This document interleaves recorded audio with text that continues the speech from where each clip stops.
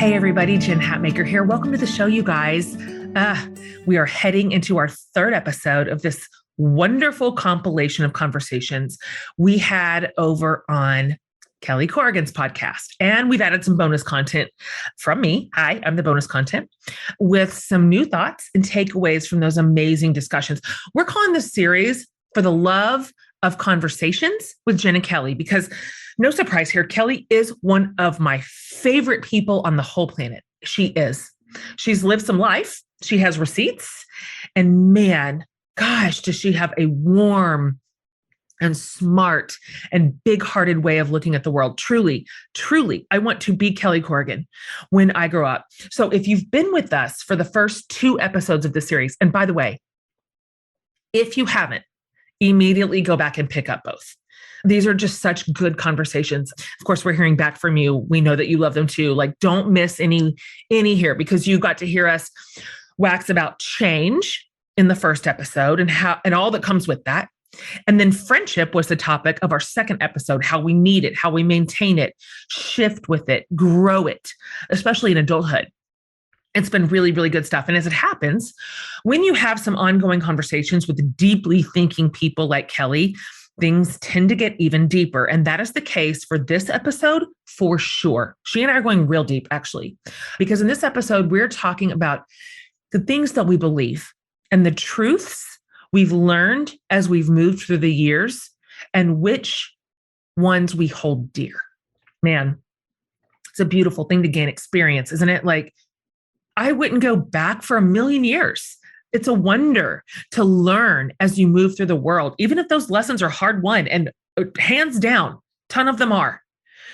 I think it's a beautiful and redemptive thing to take a step back and high level the playing field you are on in the season and see if everything that makes up you, all the stories you tell yourself about your life and other people and what happened to you, and even about your own self, does that work of examination, of evaluation, of self-honesty, that makes you a more integrated person. And in my experience, that's a muscle that gets easier to flex the older that you get. Oprah was right, y'all. She was always right. Life is a classroom. Beliefs get tested and retested, just like a scientist tests a hypothesis in a lab. Like, is this what I know about myself and the people around me and the people across the world and throughout history? Is all of that true? Is there a different lens I could use to look at this situation? Is there a different perspective? Chances are, yes, there is. Because life is a kaleidoscope, and turns out, turn it sideways just a little and it turns into something else, something just as beautiful, maybe even more beautiful. I loved what Kelly and I talked about in this conversation. I did. I loved what she had to say about not being the smartest person in the room and what she's learning from her beautiful 18 and 20-year-old daughters, even as she rolls her eyes at them sometimes because kids are dumb and they haven't had as much experience as us. And someday they'll be rolling their eyes at their own children. And this is called the circle of life. But out of the mouths and babes and all that, they do have so many things to teach us. That's been true in my life too.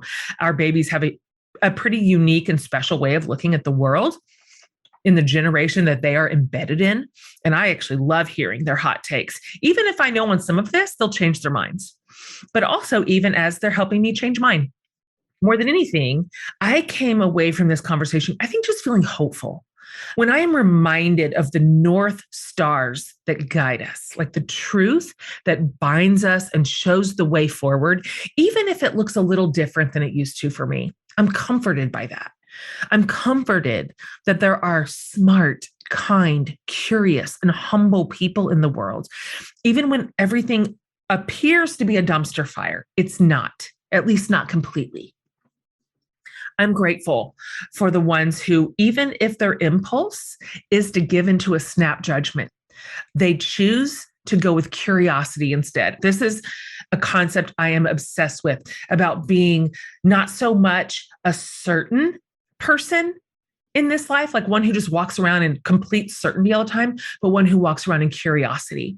I'm noticing that those are the people I'm most drawn to, that are open-handed when it would be more instinctual to be close-handed. I feel safer with people like that. And then when I find myself reaching for that impulse, it makes me more expansive because I'm able to let in new people, new ideas, new concepts, new ways of thinking, new experiences that I might have just shut myself off to a decade ago. I admire women who have blazed a trail before us and shown us how to just be a kick-ass old lady who gives much, much fewer F's than she used to, and how freeing that is. I'm reminded that vulnerability kicks shame to the curb. It does. It is the antidote, and it binds us together, honestly, almost more than anything else. I'm gushing right now. These are little snippets from this conversation, so I'll stop. But oh, did I enjoy this discussion with Kelly? It just filled me up so much, and I think it will you too. So don't forget this, you guys. Beliefs are who you are. They matter because you matter. They will change and grow and shift with time, just like they're supposed to, right? You're not the same person you were, and you're not the same person you'll be. And that is wonderful. That's perfectly wonderful. You're right where you're supposed to be in this moment. Anyway, loved this conversation with Kelly. I hope you do too. So with that, let's take away. Kelly Corrigan, everybody.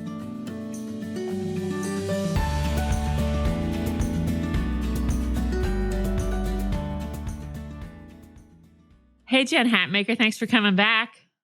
I am so happy to be here. So today I wanted to talk about beliefs that we hold dear, and we can each share a reading too. And I thought maybe we'd try to come up with five things that we really believe. So if you want, I'll get us started. Yeah, let's do it. I can't wait to hear this. So a thing I believe in over time is that it's really hard to change some things. Like, for instance, education. Like, I think there have been so many dollars, theories, strategies that have been poured into education. And I don't know that it's so much better than it ever was. In fact, I don't know if it's any better than it was 10, 20, 30 years ago. But when it comes to medical research, I think that those dollars and investments are really worthwhile. So that what I really believe is in collaboration and like egoless collaboration. And I must say, to bring this back to you, Jen Hatmaker, you are an egoless collaborator. You are one of the easiest people to do a project with. It takes about 5 texts before we're like locked, loaded, and ready to go on tour or on a podcast collab. Yeah. And, you know, people who are easy to do business with, people who are yes people, like that's what I believe in.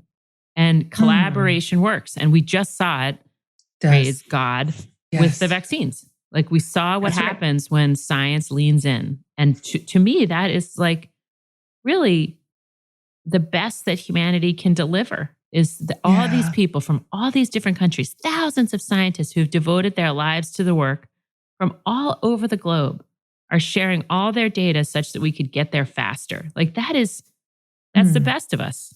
It's like the opposite of war. That's right. It was a marvel to watch, wasn't it?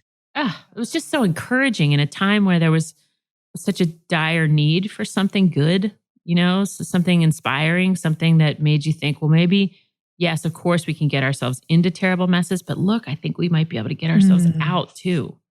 I remember watching a video of a group of the scientists who had been, you know, essentially working around the clock 24/7 on the vaccine, just put their entire lives on hold to fast track this work.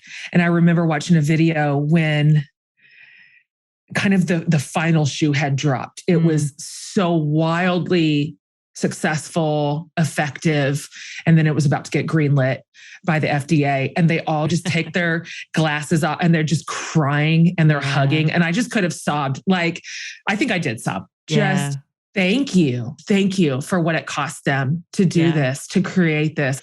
This makes me want to move one of my 5 up because it's an extension of what you just said. Big shock. We had some of the same ideas.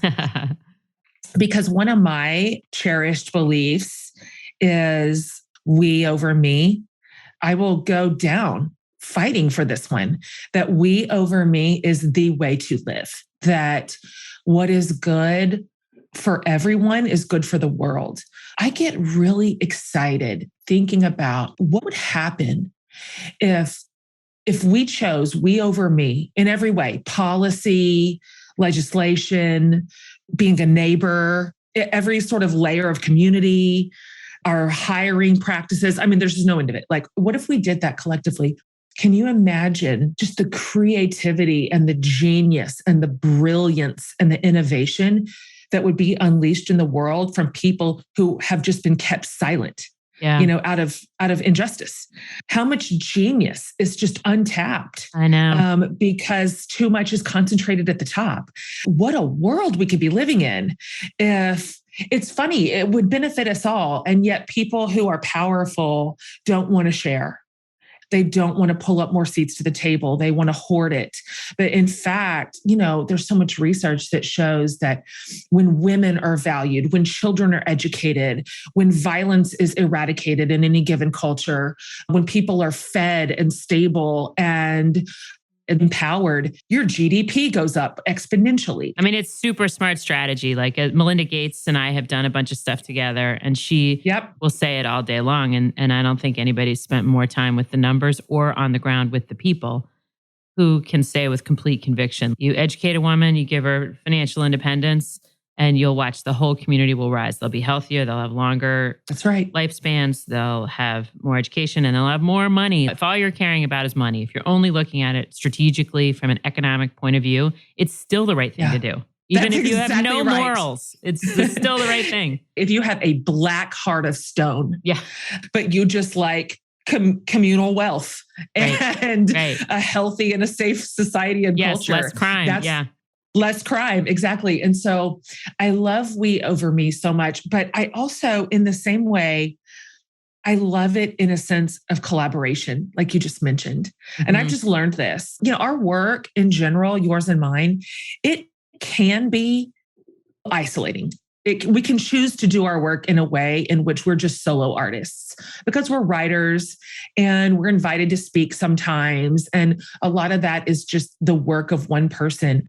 But I've learned throughout my adult life that the sense of banding together and collaborating, working together, putting our brains together, putting our creative ideas together, combining our stories, feeding off of one another, it's only like 1,000 times better than this like individual thing.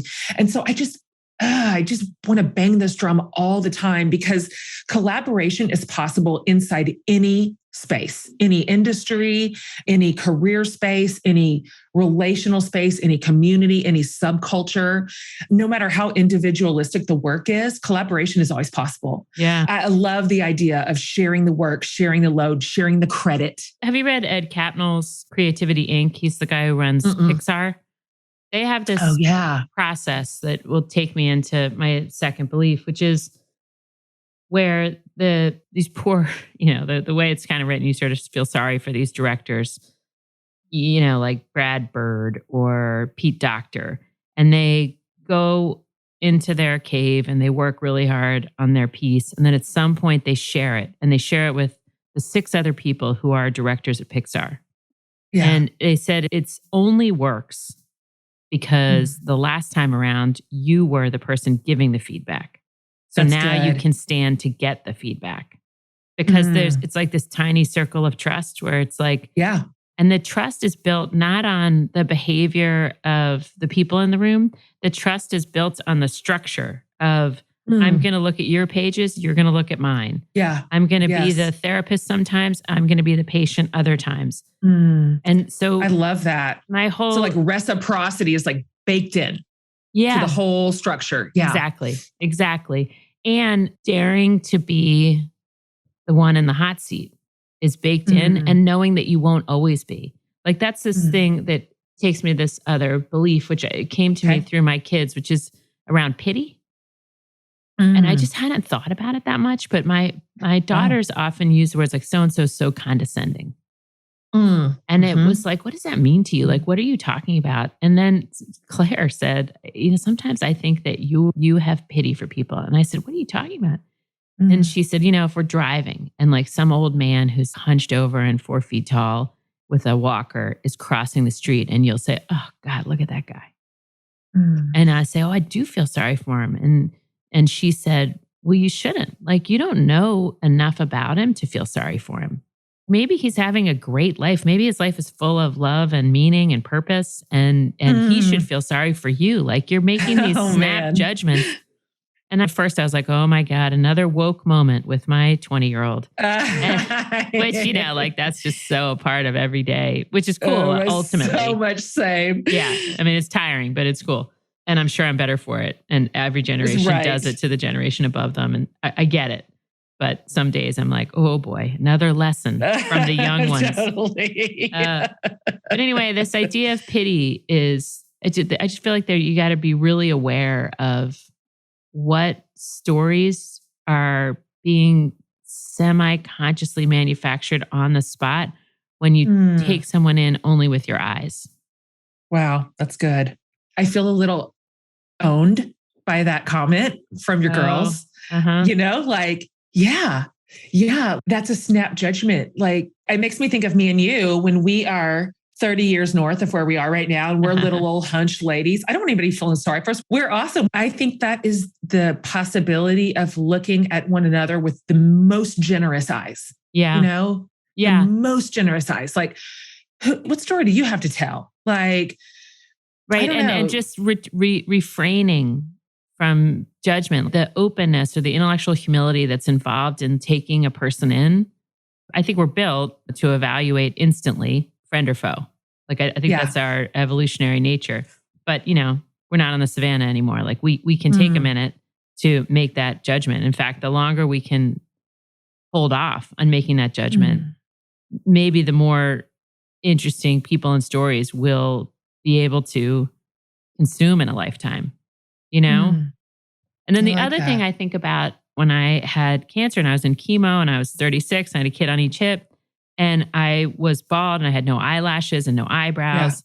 And it was super evident. Even if I wore a hat, a scarf, a wig, you could still tell that something was going on. And everybody was really nice to me. Cancer is a thing you can observe and cheer on. And then there's so many things that people are going through that are invisible.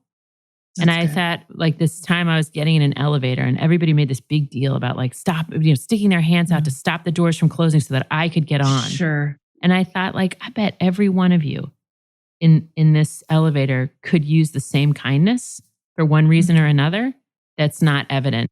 Watching you go through this divorce and like, I think it's easy to misunderstand what a person needs based on their appearance, because you've literally never looked better. But I'm sure like you've lost all this weight from total stress and sleeplessness and whatever. And then all of us dummies around you are saying like, you look great. Just like withholding judgment and aspiring to be intellectually humble. That's a belief. So you keep making me put my things out of order because we're going to have a natural flow here, because one of my other beliefs that I wrote down is that I think humility would fix most broken things. I crave humility so much right now in our culture that is so disintegrated and so screamy and so angry and self-righteous and judgmental. And it's like we've lost our minds. But I notice that I'm really drawn to leaders of all stripes who say things like, I'm not sure, or I think I got this wrong, or like heaven. It's so rare that it takes me out of my game. I'm like, what? Can you say that? Or like, you know what? I'm listening. Tell me what you mean by that. Tell me your experience here. Or this sense of humility is missing from our vernacular right now. And I find it missing from our relationships. I kind of have come up historically through a faith space. It's 100% missing from there. Everything's locked down there. There's no... it's locked down. Yeah. My eyes like roam to and for, searching for humble people. Yeah. The ones who are not necessarily taking up all the oxygen in the room, which is rewarded.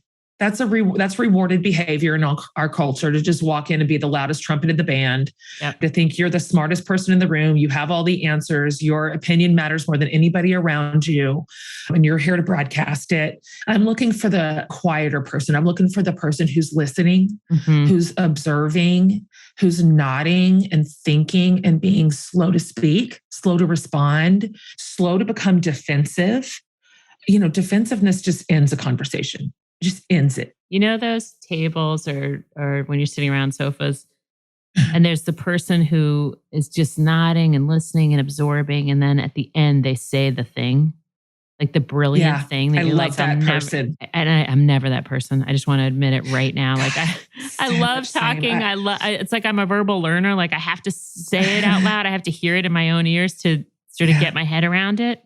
Yeah, I know. But the truth is, when I watch humility work in real time, in a room, inside a discussion, across a table, I'm just reminded that literally none of us have everything exactly right, because that's not a thing. There's no such thing as always right and always wrong. I just think we would become so much more interesting as a people if we were able to humbly take in a person's differing anything, experience or opinion or worry. Those are the people that I want in my life right now. Yeah. Those are the ones. Well, they're also the learners. Like you're either teaching or you're learning. In some ways, I think about it when I'm in a conversation and I think you already know everything you think. So if you're talking and you're just spouting off, if you're just saying this thing that you love saying, you've said it 50 times to 50 different people, it sounds really smart and clever. You kind of get off on it. They kind of get off on it. It's like working for you as a conversational rat-a-tat-tat. Great, I guess, except when you leave, you're zero better than you were when you started. That's right. Zero That's change. Exactly right. And the other person got all that. Like I love so being true. the dumbest person in the room. One of my favorite experiences my whole life is going to graduate school to get a master's in English literature at San Francisco State University for $600 a semester.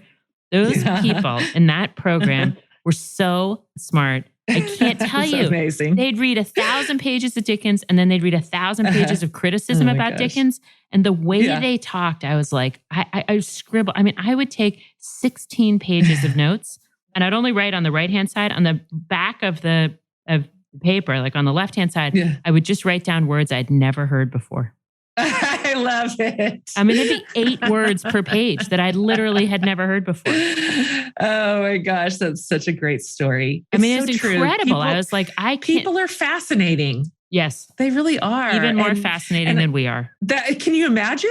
It's potentially true. I think that I know I can even speak from experience when I'm engaged in a conversation with somebody where I'm feeling kind of hot.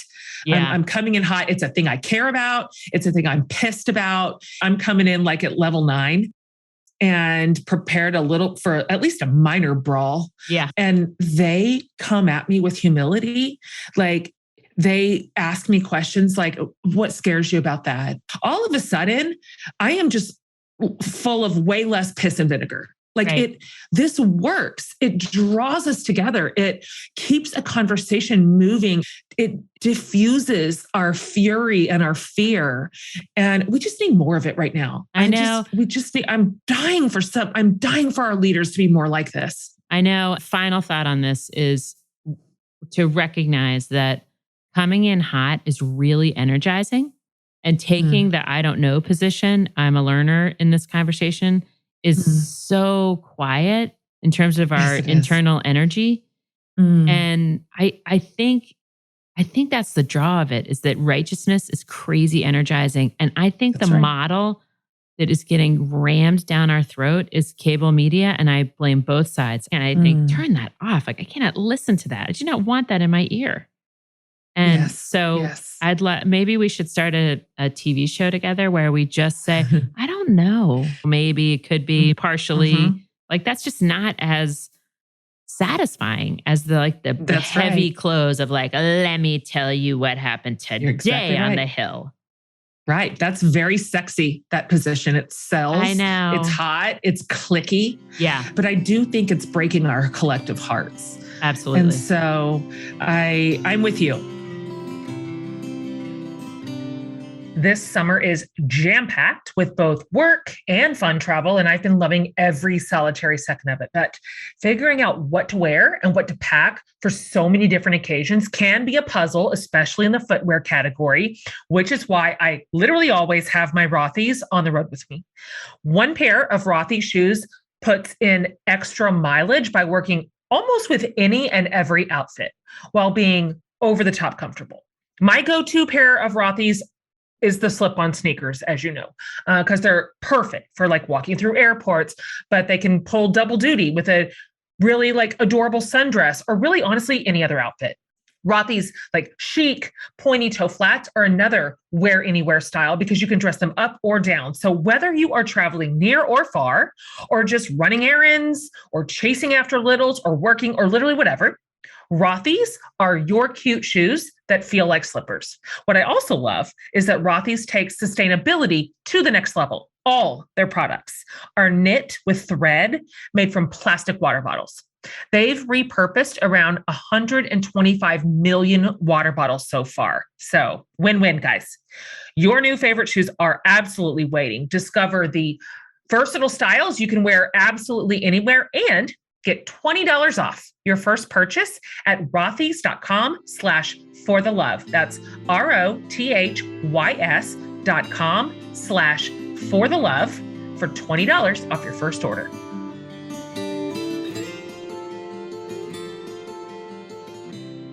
All right, parents, we are in the thick of summer. How are you holding up?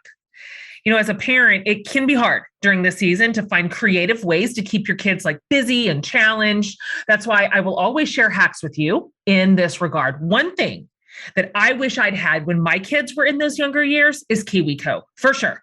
KiwiCo delivers super cool hands-on science and art and geography projects to your door every month. KiwiCo is such a good way to keep your kids entertained at home during summer staycays or on the road at that vacation rental, wherever, while cultivating their natural creativity and curiosity.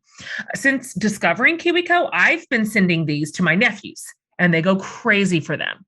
Inside each month's box, you might find the science of magic or experiments with ice cream, even like engineering a domino machines, just so much more. There's tons. KiwiCo also does the legwork for you, so there's no chasing down arts and crafts project supplies. There's something for kids really of all ages, and parents, you'll actually like helping out too if you want to. These are legit, high quality projects and tons of fun. There's also no commitment, so you can pause or cancel KiwiCo anytime. Pack your summer full of memorable discoveries with KiwiCo. You guys, good news. Get 50% off your first month plus free shipping on any crate line with the code FORTHELOVE at kiwico.com. So that's 50% off your first month at KIWICO.com. Promo code FORTHELOVE.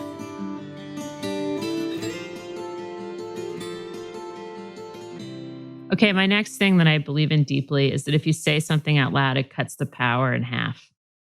Like if you get some big secret in your heart, you could just find one person to tell it to.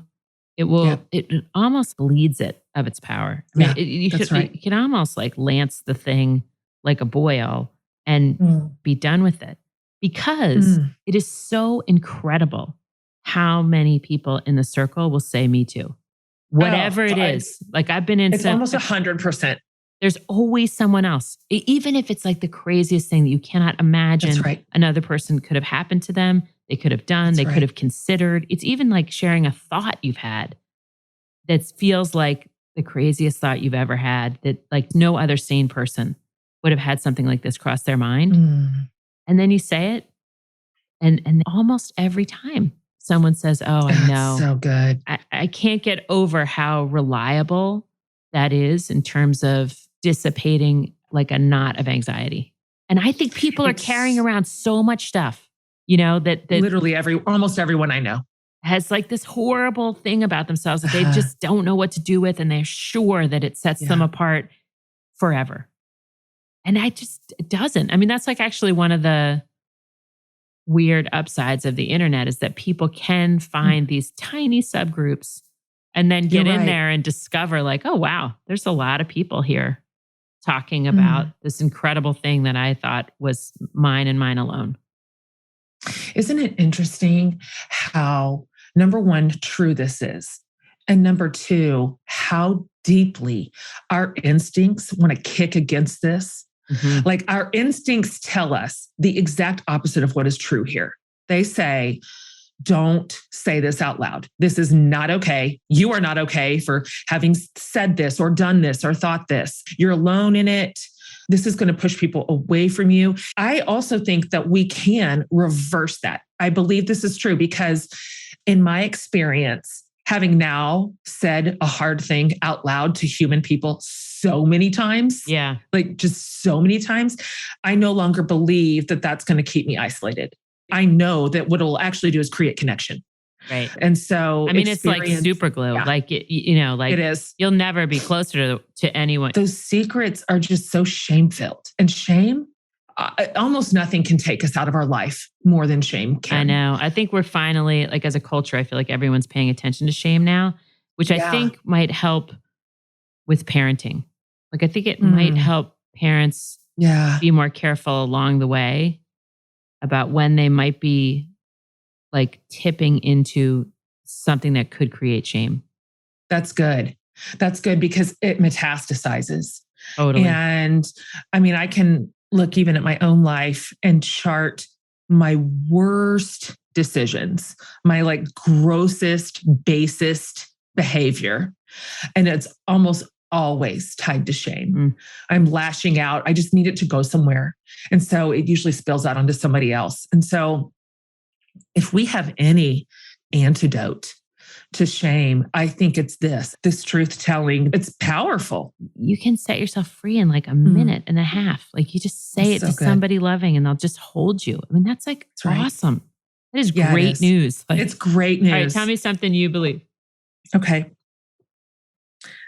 I believe that most people, I'm going to leave a tiny category of people that don't get in here, but I believe that most people are absolutely trying their best. I do. Across the board, we've got these stereotypes that we are bandying about that are not even true. They're harmful. They're mean-spirited. They lack all nuance and they're lazy.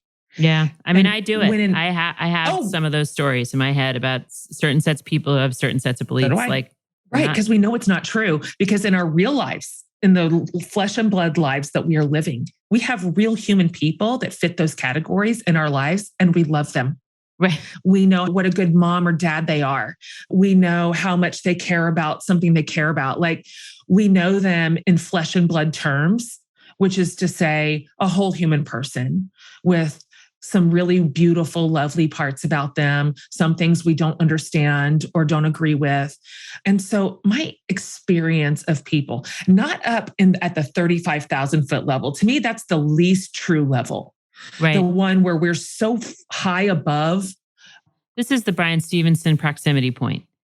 That's exactly right. Which is you cannot make decisions from a mile away. You cannot decide who's good and bad without talking to them. You can't drive past a prison and write off everybody in it. Like go in. Right. Yeah, exactly. Sit and down. It's just true. And then what you discover, if you can bring that other one in, humility with you, if you're able to bring humility to that space and not just be so concerned with being right, but being connected and to get under the thing. Like, what brought you to this place? You know, where did this come from you? What was your childhood? What did you learn? What did you hear? That's when I find out, oh God, most people are really doing their best. They really are. And probably, the thing I feel a lot is probably if I were born where you were born to the people you were born to, I'd have had the same outcomes and vice versa. No one is self-made, in my opinion. I've written billions of words on that. There's no such thing as that. We are products of our environments. We're products of our families of origin and our geography and our subcultures that we didn't choose. That's just what we got. So, not to mention your genetics, which you also didn't choose. Both nature and nurture are not of your choosing. You're right. You're right. Once we can get to a place where we can see that someone is literally doing their best with what they've been handed, with their history, with their story, with their limits. And of course, this is where race comes in and gender and sexual identity and whatever intersections people are at where they are marginalized in some way, where they have been harmed or oppressed.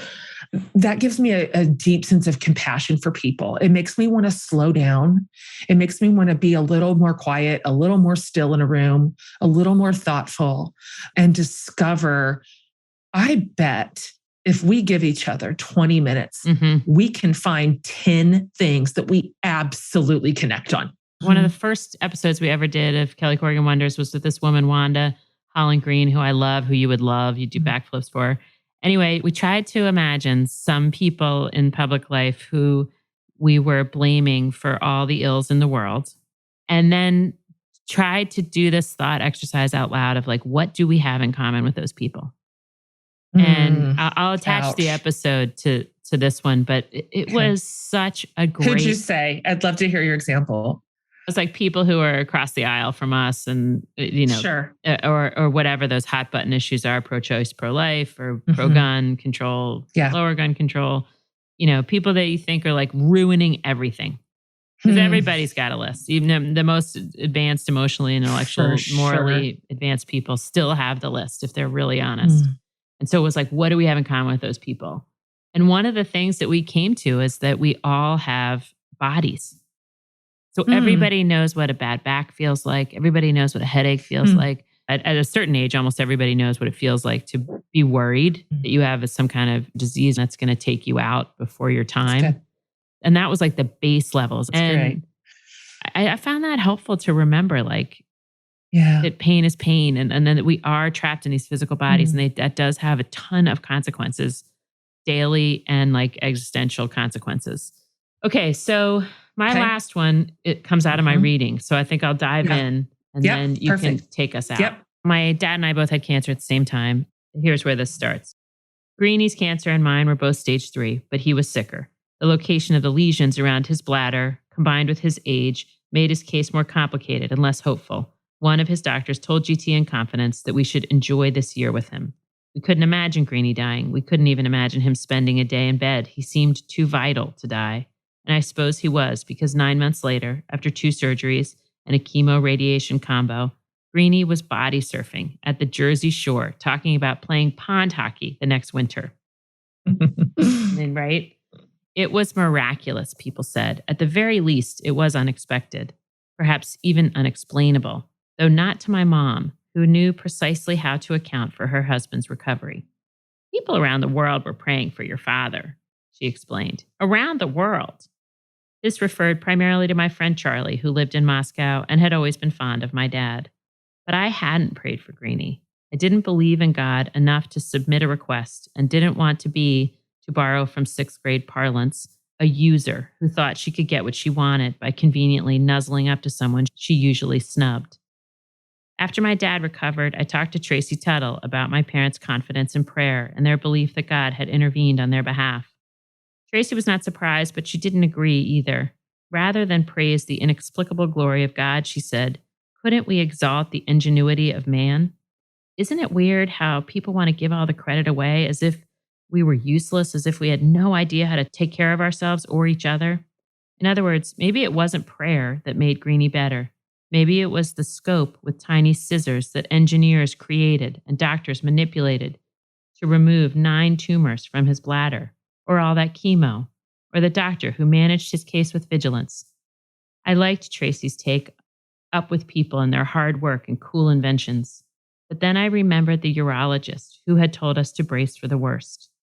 10 months later, when he declared my father a healthy man, that same doctor said he couldn't explain how on earth my dad was disease-free. Could I really glorify a doctor who shrugged his shoulders and said my dad's survival was anybody's guess?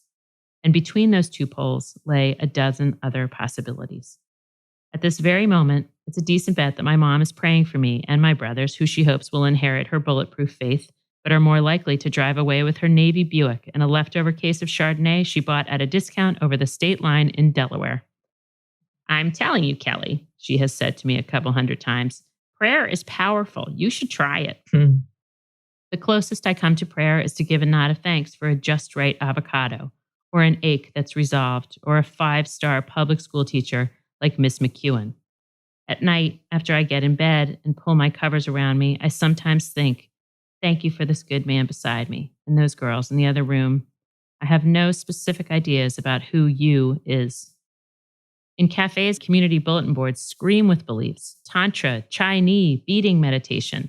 I once saw a stack of glossy cards promoting the International Clitoris Festival.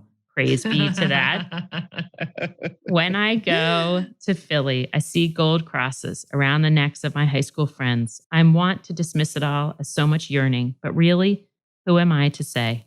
What if there is something between and around and inside all 7 billion of us? As Voltaire said, doubt is not a pleasant condition, but certainty is absurd. So good. I love that reading. Thanks. Kelly and I are talking about beliefs we hold dear in this episode, but sometimes we absolutely go through seasons where we are shaky in our foundational sources of truth. Maybe we're questioning long-held beliefs that were maybe never ours in the first place, or maybe we're navigating the loss of relationships that have fallen away in the wake of us standing firm, right? It can feel like unsteady territory, and sometimes we just need to sort through it all with a neutral third party. So for me, this is where online therapy has been so supportive. That's why I love telling my community about BetterHelp online therapy. When it comes to BetterHelp, they have made it more affordable and a lot more accessible for you to have access to a professional therapist on your own terms. You can talk to a BetterHelp therapist from anywhere in as soon as 24 hours from right now. You don't even have to see anyone on camera if you don't want to. BetterHelp really prioritizes matching you with the right therapist. Plus, they have therapists with a wide range of expertises and backgrounds. So head over to betterhelp.com/forthelove to get matched with a therapist today. This podcast is sponsored by BetterHelp Online Therapy, and my podcast listeners get 10% off their first month at betterhelp.com/forthelove. So that's BETTERHELP.com/forthelove.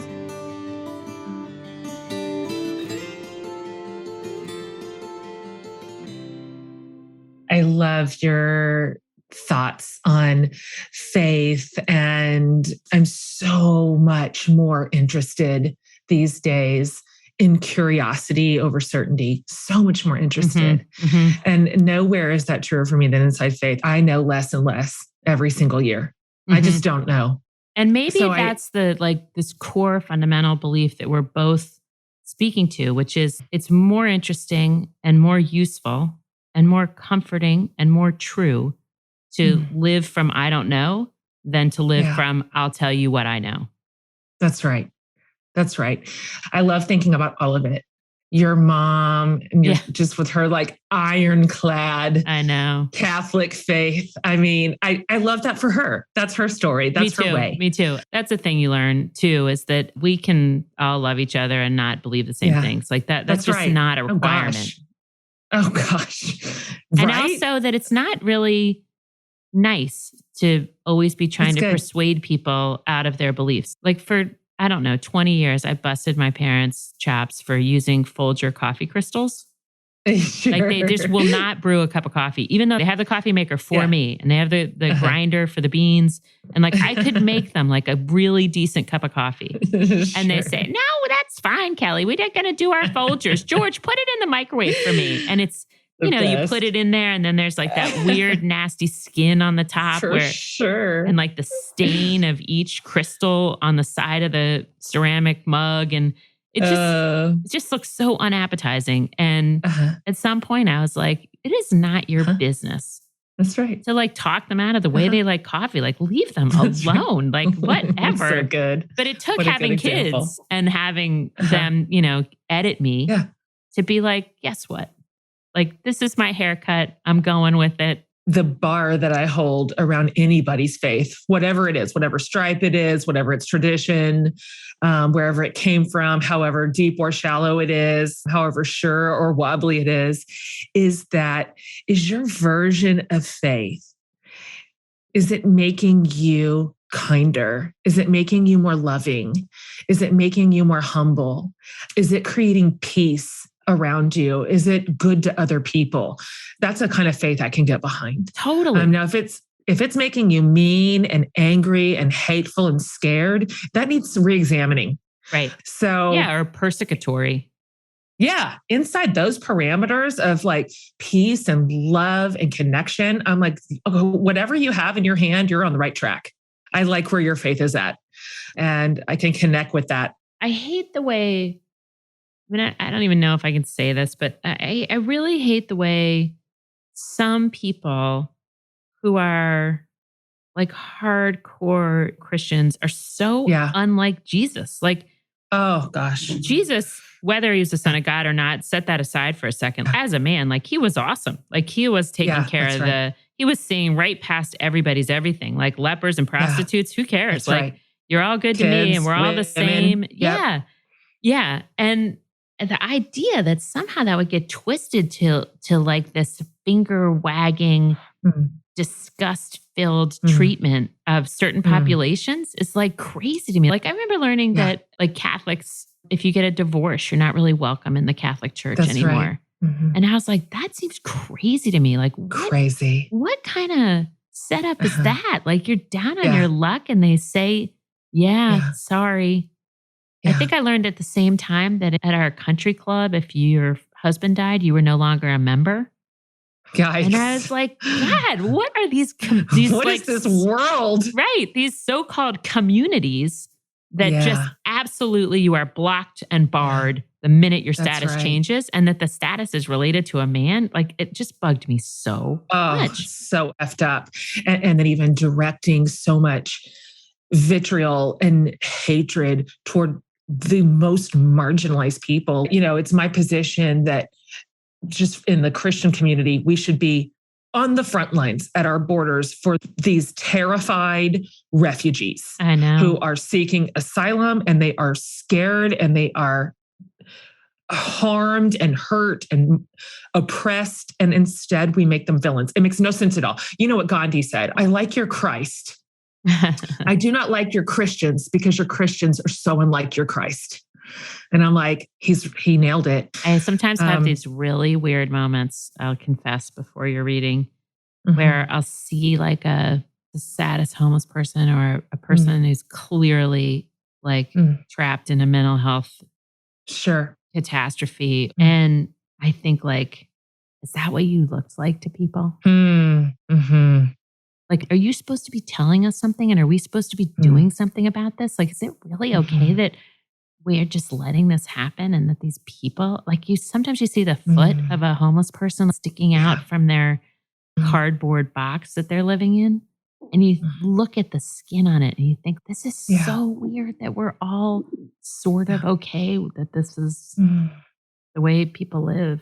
I don't know. That goes back to my earlier point. Like, what would we over me look like across the like tremors of society, layer by layer by layer? What would be different if we cared for the collective good more than we cared for our own? My last one is going to come out of a reading too, out of Fierce. Life is so freaking short. I can't believe how fast it's going. With all my being, I don't want to get to the end of it clutching a shred of anger or resentment. I don't want to die having left things unsaid. I want to feel saturated and rich and grateful. I hope to look back on all my years and see children and grandchildren and friends and neighbors and a community and world that I wildly loved. I want a legacy dripping with human connection, up to its eyeballs in memories and adventures and weathered storms and gladness. I hope to leave a wake of victory, a life full of integrity. I want to say it all, risk it all, own it all. We don't have to be scared. Truth is the front door to the life we've always wanted to build. It creates safety for the people we love most on this planet. It bursts through the door and says, hello, world, here I am. Truth allows us to be exactly who we are, how we are, walking around in these beautiful bodies with these beautiful minds. It never asks us to be anything except real as real can be. It doesn't lie or ask us to. Truth is on the side of good and right things.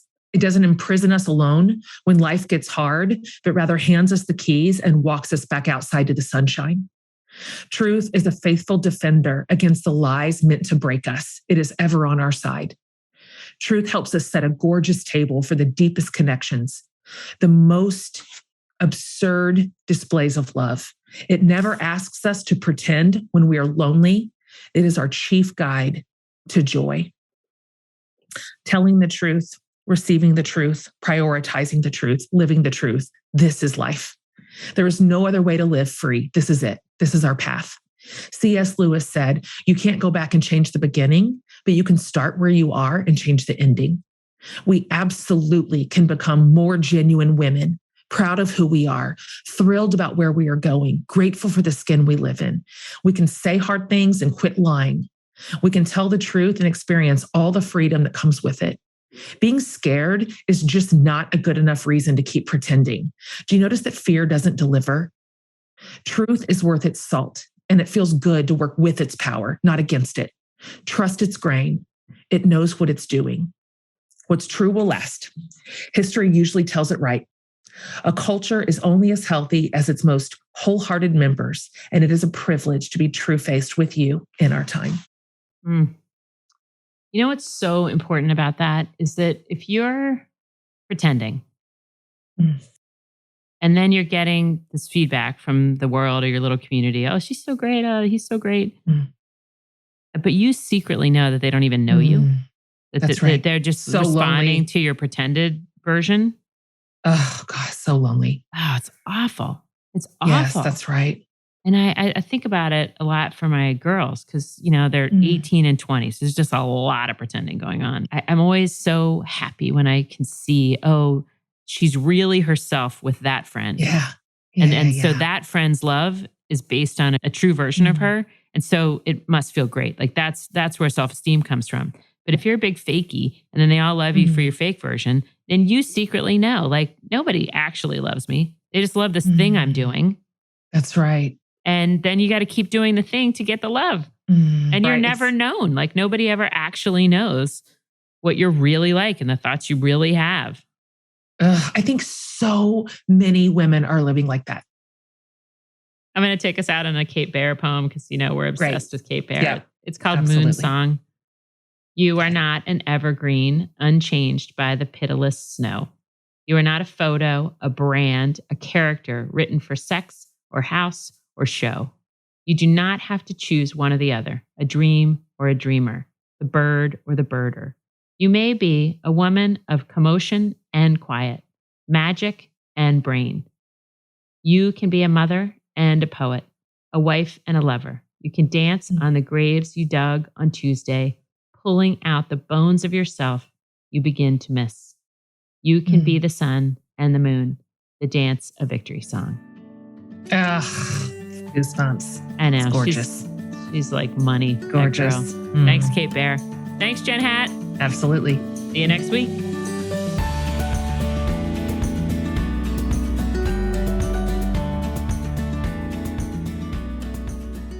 Hey, everybody. Jen here, dropping in with a real quick announcement that we're super excited about. We are launching a premium podcast on Apple Podcasts. So what is a premium podcast? Well, it's the same great show that you've come to know and love every single week, but with a few extra features. Subscribers to the premium podcast will get, first of all, earlier access to the show each week. Also, all of the shows will be commercial free. And finally, we'll have some really great exclusive content from yours truly and extra bonus episodes featuring a variety of amazing guests as well. And all of this goodness starts on Apple Podcasts on July 19th. So head on over to For the Love with Jen Hatmaker podcast channel on Apple Podcasts and hit subscribe. It's only $2.99 a month for all these great features, early access, no commercials, and exclusive bonus content. You're going to love it.